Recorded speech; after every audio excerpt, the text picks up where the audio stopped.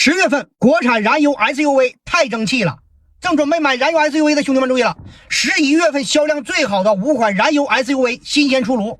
这个月咱国产车那是真给咱国人争气呀！前5名当中有3款是国产车，而且排在前1、2、3，这个排名在历史上那也算是头一回。好了啊，咱看看前5名都有谁。第5名，大众的途安 L，11月份共卖出20167辆。这款车目前优惠力度有点小，不过它可是经典车型，所以销量还不错。第4名，丰田的荣放，11月份共卖出20655辆。兄弟们，荣放啊可偷偷的涨价了，6月份的时候卖的可比这便宜，你买车的时候多讲价，避免多花冤枉钱。今年它6月份优惠都给干到了53000，现在优惠才45000，你自己好好合计合计吧。第3名，奇瑞瑞虎8，11月份共卖出21556辆。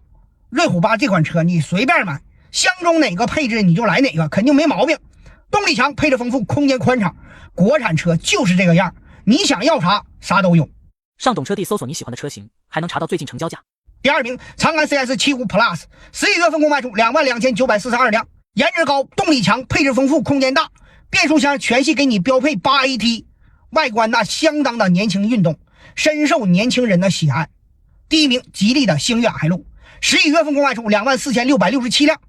星越 L 这款车呀，可以这么说，那绝对值得入手。